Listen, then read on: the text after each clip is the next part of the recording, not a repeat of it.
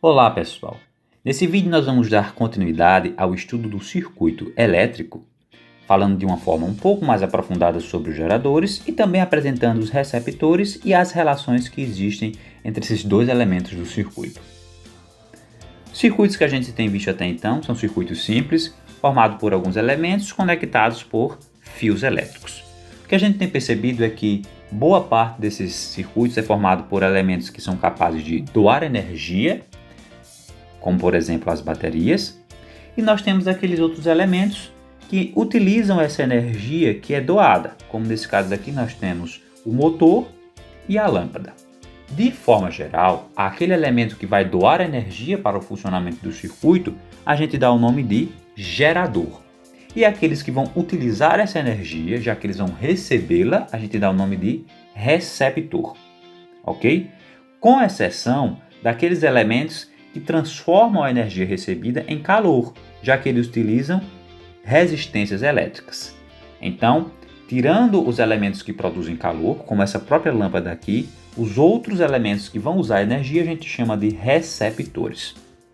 Então, existem vários tipos de geradores, mas os mais utilizados, como já vimos, são as pilhas e baterias, e os receptores são quaisquer elementos que vão transformar essa energia recebida, como por exemplo um ventilador, um celular, uma televisão, um liquidificador e assim sucessivamente. O que é que a gente sabe sobre eles? Que esses geradores vão pegar um tipo específico de energia e vão transformá-la em energia elétrica, enquanto os receptores vão fazer justamente o contrário. Eles vão pegar a energia elétrica que vem dos geradores e vão transformar em outro tipo de energia. Vamos ver então algumas dessas transformações, iniciando aqui para o caso dos geradores. No caso das pilhas e baterias, que já foi dito que são os mais comuns, eles são geradores que transformam a energia química, devido às reações dentro desses elementos, em energia elétrica. Então, pega a energia química e transforma em elétrica. Nós temos também os dínamos, presentes naqueles geradores que tem em supermercados, em hospitais, em outros locais assim. Eles vão transformar a energia mecânica, que é a energia do movimento, também em energia elétrica. E se você tiver um gerador que pega a energia térmica, ou seja, o calor, e transforma em energia elétrica, você pode chamar ele de termopilha. Em todos os casos aqui apresentados, você tem a energia de qualquer outra forma sendo transformada no final em energia elétrica.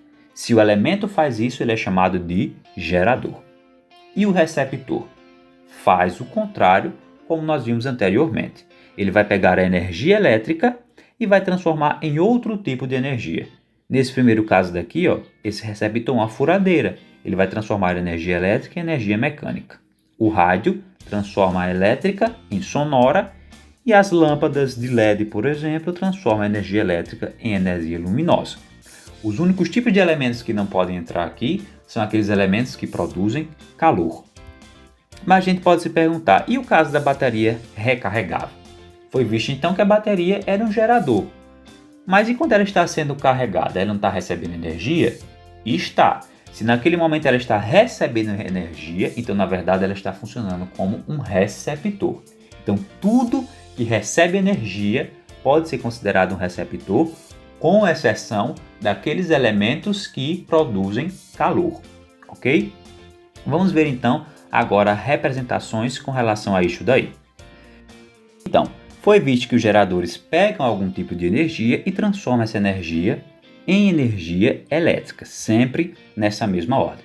Enquanto que os receptores fazem o contrário, eles vão pegar a energia elétrica e transformá-las em outro tipo de energia também nessa mesma ordem.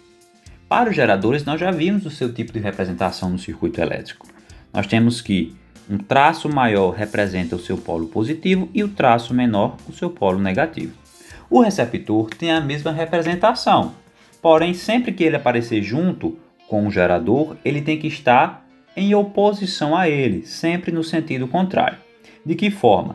Se, por exemplo, a corrente elétrica entrar pelo polo negativo do gerador, ela vai ter que entrar pelo polo positivo do receptor e vice-versa. Um sempre tem que estar ao contrário do outro. Por isso que é importante se basear em quem é o gerador para saber como representar o receptor, porque ele sempre tem que estar contrário ao gerador. Vamos então agora ver algumas relações matemáticas com relação a geradores e receptores. O primeiro cálculo aqui envolvido é relacionado à chamada força eletromotriz e à força contra-eletromotriz. Essa primeira está relacionada com os geradores e essa segunda com os receptores. E a gente já observa aqui que os nomes também são contrários, indicando que uma força é o oposto da outra, como a gente vai ver agora. A gente sabe que os geradores eles são capazes de doar energia para as cargas. E os receptores, eles recebem essa energia que é doada, então eles retiram essa energia para o seu funcionamento. Logo no início do estudo da eletricidade, não tinha uma noção definida do que realmente era energia e do que era força. Então, as duas palavras muitas vezes eram utilizadas de forma semelhante. A gente sabe hoje em dia que a força eletromotriz e contra-eletromotriz, na verdade, não são forças, são energias, certo? No sentido que a gente entende hoje em dia. Mas, de toda forma, a gente pode entender que sim, ela vai impulsionar as cargas a doarem energia para os aparelhos, no caso dos geradores. A essa força eletromotriz, que é um tipo de energia, na verdade a energia por unidade de carga, a gente representa por epsilon, certo? E a força contra a eletromotriz a gente representa por epsilon', que também é energia por unidade de carga, com uma diferença. No primeiro caso daqui é a energia que foi doada, já que ela vem do gerador, então a gente utiliza o epsilon. E na contra-eletromotriz é a energia que é retirada. E quem é essa energia aí dentro da fórmula? Essa energia é o trabalho representado pela letra tal. Trabalho é um tipo de energia, certo? E especificamente essa força é o trabalho por unidade de carga ΔQ. Então nós temos aí a força eletromotriz para o gerador e a contra-eletromotriz para o receptor. Apesar de ser uma energia, a sua unidade de medida é dada em volts. Então, quando trabalharmos com essa energia dentro dos circuitos elétricos, nós temos que elas vão ser dadas em volts. Além da força eletromotriz e contra-eletromotriz, nós podemos também calcular, dentro dos estudos geradores e receptores, a potência que é fornecida por um gerador, que a gente chama de P, e a potência retirada por um receptor, que nós chamamos aqui de P'. Observe bem as duas palavras, fornecida e retirada. Fornecida por quê? Porque o gerador vai fornecer a energia, vai doar a energia. E retirada aqui porque o receptor vai pegar essa energia, então ele vai retirar das cargas. Lembrando que quem transporta a energia são as cargas, ok? E como é que faz esse cálculo? É simples, eu vou pegar a força eletromotriz e multiplicar pela corrente elétrica, no caso da potência de um gerador, e para o receptor é semelhante, eu vou multiplicar a força contra a eletromotriz também vezes a corrente elétrica. Vamos ver então alguns exemplos que vão nos ajudar a entender melhor esses cálculos que aqui pretendemos fazer. A questão nos diz: no circuito da figura abaixo, uma bateria de força eletromotriz, veja que aqui nós estamos abreviando para FEM, epsilon igual a 12 volts, estabelece uma corrente I igual a 0,40 amperes, que passa através de um resistor de resistência 10 ohms e coloca em movimento um motor cuja força contra-eletromotriz, que está aqui também abreviado como FCEM, é epsilon igual a 8,0 volts. Letra A. Qual é a energia que a bateria transfere a uma carga 20 coulombs que passa através dela? Então aqui nós temos a bateria. Esta bateria vai transferir energia às cargas do circuito. Aí essa quantidade de 20 coulombs de carga vai percorrer o circuito, vamos dizer assim, e vai transferir a sua energia, primeiramente para este resistor e depois para o motor, fazendo ele funcionar também. E a pergunta é: qual é a energia que é transferida para essas cargas que saem da bateria? Para fazer isso, a gente tem que saber primeiro qual é essa energia que ele nos está perguntando. Qual é a energia que ele quer que a gente calcule aqui? Quando ele perguntar algo do tipo a energia que é transferida para as cargas, ele está falando na verdade do trabalho, certo, gente? Então é a letra tal que a gente vai calcular aqui. Para isso eu preciso do valor da força eletromotriz da bateria, que nesse caso daqui é de 12 volts. E vou precisar também da quantidade de carga que vai ser transferida energia, que a gente chama de ΔQ, e nesse caso vale 20 coulombs. Então aqui a gente substitui naquela fórmula que foi visto antes. A força eletromotriz é o trabalho por unidade de carga. Então, se essa força aqui vale 12, o trabalho nós vamos calcular e o ΔQ vale 20.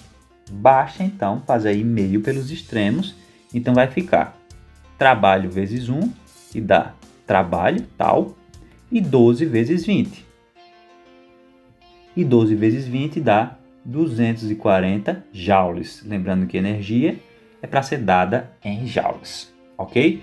Então, a bateria vai doar 20 coulombs de carga, 240 joules de energia. Letra B. Quando essa carga de 20 coulombs passa pelo motor, qual é a quantidade de energia que se transforma em energia mecânica? Em outras palavras, ele está perguntando qual é a energia utilizada pelo motor quando essa carga passar por ele. Essa energia, mais uma vez, é o trabalho, certo? Só que como é o caso do motor, como ele diz aqui, ó, então aqui nós trabalhamos com a força contra-eletromotriz, ok? E mais uma vez vamos precisar da quantidade de carga que é a mesma, que é de 20 coulombs. A força contra-eletromotriz também foi dada na questão e ela vale aqui, ó, 8 volts. Então vamos substituir aqui também essa força que vale 8 volts. E substituir na fórmula, que é praticamente a mesma. Epsilon' é igual a trabalho dividido por ΔQ.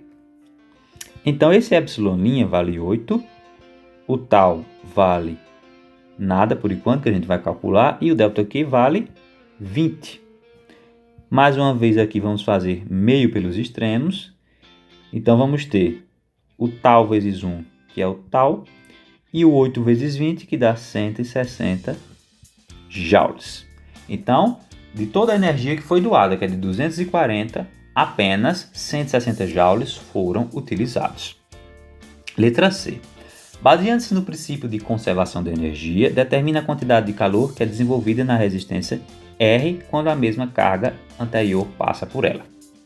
Aí a gente observa aqui no circuito, né, que saiu 240 joules de energia da bateria.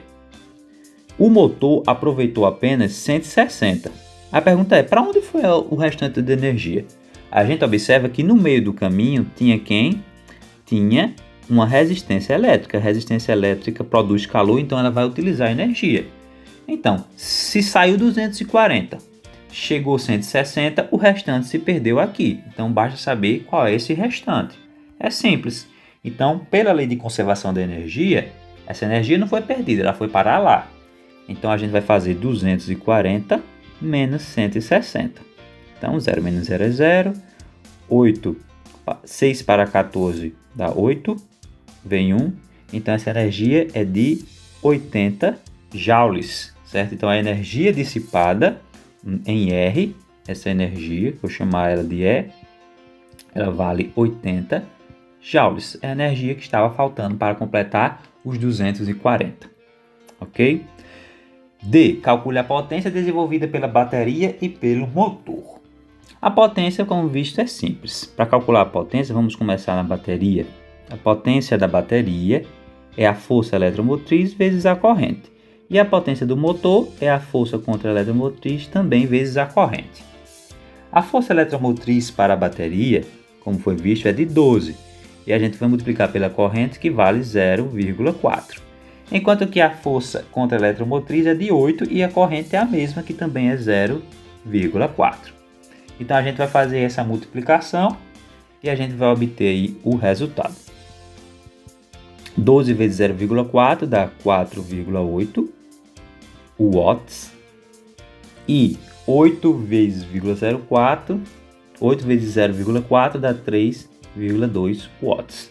Então aqui nós temos que a potência desenvolvida pela bateria é de 4,8 watts e a potência utilizada pelo motor é 3,2 watts. Letra E. Determina a potência dissipada por efeito Joule na resistência E. Potência dissipada é a potência que foi perdida. A gente vai utilizar o mesmo raciocínio que foi utilizado aqui na letra C. Vamos conferir aqui os valores, 4,8 e 32. Então, vou apagar aqui esses valores. Esse daqui desenvolve uma potência de 4,8 watts. Esse aqui utiliza 3,2 watts. Então, se essa é a potência inteira, mas só chegou aqui 3,2, é porque parte dela foi perdida aqui, não é isso?